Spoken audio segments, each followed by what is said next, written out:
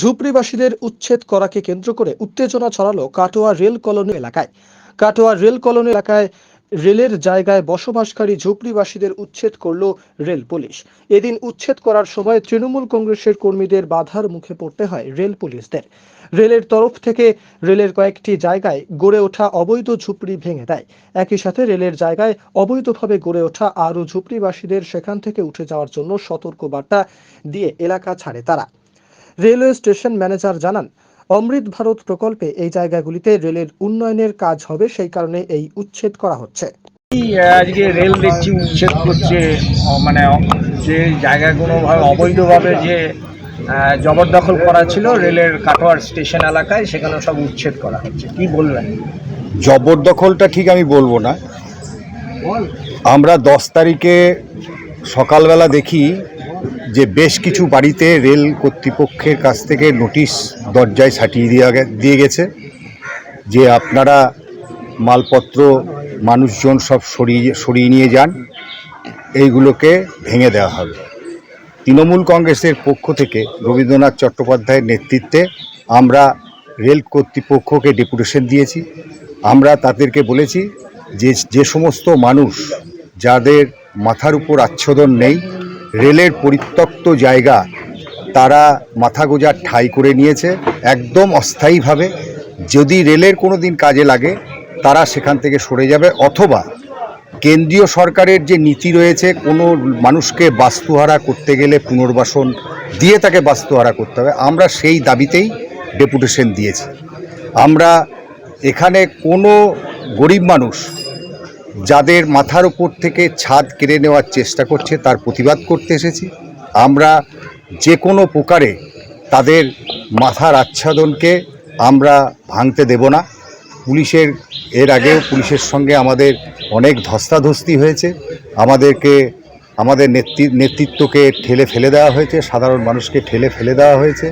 তার থেকে বড় কথা হচ্ছে রেল এত অমানবিক যে এই উচ্ছেদের নাম করে নোটিশ জারি করার পর আমাদের এইখানকারই যে প্রায় 100 বছর ধরে, 100 বছরেরও বেশি হবে, তার পূর্বপুরুষরাও এই মাটিতে জন্মেছে, সেই নোটিশ পাওয়ার পর আজম শেখের দাদু সে আজকে হার্ট অ্যাটাক করে মারা গেছে। এটা অত্যন্ত দুঃখজনক ঘটনা, নির্মম ঘটনা এটা বলে আমরা মনে করি। আমরা যে কটা রেল প্রশাসনের অধীনের সঙ্গে যুক্ত এবং রেলে কর্তব্যরত যাদের কোয়ার্টার রয়েছে, তাদের রেলের পক্ষ থেকেই তাদেরকে সতর্ক করেছে। তাদেরকে সতর্ক করায় তাদের 3টে বাড়িকে তারা জোরপূর্বক ভেঙে দিয়েছে। আমরা বাধা থেকে তৃণমূল দল কি পুনর্বাসন দেবে? আমরা চেষ্টা করব। এর আগেও দেয়া হয়েছে অনেক, প্রায় 200-র ওপর মানুষকে পুনর্বাসন দেওয়া হয়েছে। বাকি যেগুলো আছে আমরা আলাপ আলোচনা এবং সুযোগ বুঝে তাদেরকে পুনর্বাসন দেওয়ার চেষ্টা করব। কি নাম? আমার নাম বিশ্বনাথ সাহা, পূর্ব বর্ধমান জেলা তৃণমূল কংগ্রেসের সাধারণ সম্পাদক। কি হলো আজকে? কাটোয়া বিভিন্ন জায়গায় যেখানে রেলের বেদখল করে আছে সেগুলো উচ্ছেদ করে রেলের প্রকল্পে একটা কাজ করা হবে। অমৃত ভারত সব অনেক রকম কাজ আছে, সেগুলোর জন্য সব পদক্ষেপ আমাদের নেওয়া হচ্ছে রেলের তরফ থেকে, কাটোয়া তরফ থেকে। এখানে নাকি কোনো অপ্রীতিকর ঘটনা ঘটেছে বলছে নাকি? অপ্রীতিকর না, এবার রেলের তো কিছু কিছু জায়গা আছে যেগুলো ধরুন কাজে লাগানো যাবে, অনেকদিন থেকে ফাঁকা পড়ে আছে, সেই জায়গাগুলো কাজে লাগানোর জন্য উদ্যোগ নেওয়া হয়েছে রেলের তরফ থেকে। কাটোয়া স্টেশনে মডিফিকেশন করার জন্য করা হয়েছে। আর এখানে দেখছি একজন মারা গেছে আজকে সকালে, নোটিশ পাওয়ার পরে সে অসুস্থ হয়ে যায়, আজ সকালে কবির খান নামে একজন মারাও গেছে। সেই ব্যাপারে তো আমার কিছু খবর জানা নেই এখনো পর্যন্ত, সেই ব্যাপারটা নিয়ে তো আরপিএফরাই বলতে পারবেন। আর যারা মানে ছাদ যাদের চলে গেল তাদের কি কোনো ব্যবস্থা কিছু করবেন? মানে রেলের তরফ থেকে আমার কাছে এখনো কিছু সেরকম কিছু করার কিছু আসেনি। যদি আসে তাহলে ব্যবস্থা এখন যদি উপর মহল থেকে কিছু হয় সেটা পরে দেখা যায়, কিন্তু ব্যবস্থা রেলের তরফ থেকে হয়তো হবে না মনে হচ্ছে আমার। তৃণমূল নেতার ধস্তাধস্তি হলো। না, ধস্তাধস্তি অ্যাকচুয়ালি ঠিক না, ওটা তো বাধা দিচ্ছেন ওরা, তো আমাদের কাজ তো আমাদের করতে হবে। সেরকম কিছু ঝামেলা হয়নি সকাল থেকে, সুস্থ হয়েছে। আমার নাম কল্যাণ সেন, স্টেশন ম্যানেজার কাটোয়া। আমরা আজকে উচ্ছেদ করা হচ্ছে। আমার দাদুরা পূর্বপুরুষরা আজ থেকে 90 থেকে 100 বছর ধরে ওনারা আছেন। দাদু অনেক বছর ধরে উনিরা এখানে আছেন। নোটিশ দেওয়া হয় আমাদের 1 সপ্তাহ আগে 10 তারিখে যে ঘরটা ভাঙা হবে। দাদু তারপরে হসপিটালে ভর্তি হয়ে যান, আপনি রিপোর্টে দেখতে পারেন। গত 3 দিন ধরে হসপিটালে ভর্তি ছিলেন, ওনাকে হসপিটালে নিয়ে আসা হয়। তারপরে আমাদের কালকে বকরি ঈদ ছিল, একটা উৎসবের দিন, কালকেও আমাদের একটা অত্যাচারের জন্য একটা এসেছিলো। তারপরে আমরা দাদুকে কোনো রকম ট্রিটমেন্ট করার জন্য ব্যবস্থা করলাম। এই মুহূর্তে বড় উৎসব, তার মধ্যে দাদু আজকে ভোর 5টার সময় ইহলোক ত্যাগ করে মারা গেলেন। আমরা এখন কোথায় কি করব কিছু বুঝতে পারছি না। এই যে ভেঙে দিল, কোথায় থাকবেন এরপরে? আমাদের এখন কিছু করার নেই, এখন আমাদের কি ব্যবস্থা করবে কিছুই বুঝতে পারছি না আমরা কোথায় কি থাকবো। সেই বাড়ি ভাঙার শোকে কি দাদু মারা গেল? হ্যাঁ অবশ্যই বাড়ি ভাঙার সঙ্গে হসপিটালে ভর্তি ছিল, নোটিশ বোর্ড এতদিন ধরে ছিলেন এখানে, পরে সব সংসারে করেছেন, আমরাও ছেলেরা ওখানে মানুষ হয়েছে, পড়াশোনা করি কষ্ট করে। এমনিতে কি করতেন দাদু, কি করতেন? দাদু এমনি ওই কাজ করতেন স্টেশনের উপরে। কত বছর হলো আছেন আপনারা এই রেলের জায়গায়? আমার দাদুরা পূর্বপুরুষ তো আছেন, আমার তো ওনারা ছেলের ছেলে, আমরা তারপরে এখন থাকছি। এখন কি নাম আপনার? আমার নাম আজম শেখ। পার্টিকুলার আমাদের কতগুলোর কোনো কোশ্চেন নয়, আমরা যে কটা আনঅথরাইজ পেয়েছি স্ট্রাকচার, আমার এইখানে যেটা ইভিকশন প্রোগ্রাম ছিল সেই অনুযায়ী আমরা ভেঙেছি। তাতে 4টে এসছে না 5টা এসছে, আমরা যে কটা লাইনে পেয়েছি সবগুলোকে ভেঙে দেওয়া হয়েছে। বাকি বাকিগুলোকে নোটিশ করা আছে, তারা যদি 1 মাসের মধ্যে নিজেরা স্বেচ্ছায় তুলে নেয় ভালো, আর নইলে পরবর্তী পদক্ষেপ করা হবে। আজকে এই পর্যন্ত যতগুলো আমরা সিরিয়ালি পেয়েছি ততগুলো ভেঙে দেওয়া হয়েছে। একটা ঘটনা ঘটেছে কি, এখানে এই যে করিম শেখ নামে একজন, সে নোটিশ পাওয়ার পরে অসুস্থ হয়ে যায়, আজ সকালেই মারা গেছে। এইটা রেলের পক্ষ থেকে কি বলবেন?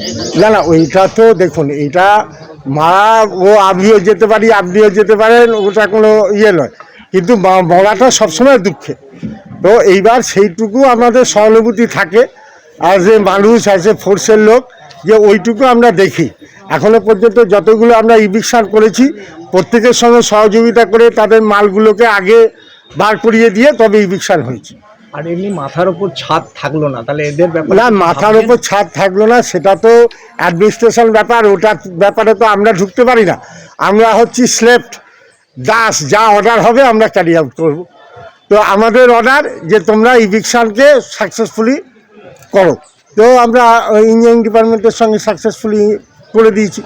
এবার যতগুলো তার মধ্যে এসছে সব কটাকেই ভাঙার চেষ্টা করেছি এবং ভেঙেও দিয়েছি।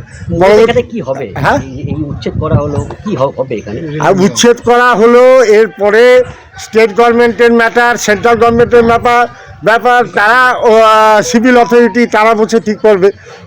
ওর ব্যাপারে তো আমার কাছে কোনো ইনস্ট্রাকশন নেই। শুধু আমাদের কাছে ভাঙা অথরিটি এমনকি ইঞ্জিনিয়ারিং ডিপার্টমেন্টকে সাহায্য করা, কারণ আমরা ডিআরএম প্রতিটা জায়গাতে নোটিশ পাঠাচ্ছে যে রেলের জায়গা খালি করতে হবে।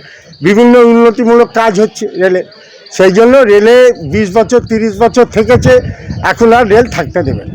একটা অভিযোগ উঠছে যে এই যখন এই উচ্ছেদ অভিযানে আসে আরপিএফের সঙ্গে একটা ধস্তাধস্তি হয়েছে।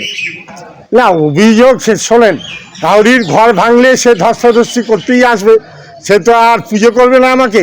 তো আমি ওইটাই ট্যাকেল করেছি, যে ভাই তাকে বুঝিয়েছি যে এটা আমাদের কাজ, আমাদের করতে দাও। ধস্তাধস্তি তো দেখেন সব জায়গাতেই হয়, কোনো সেটা নতুনত্ব নয়।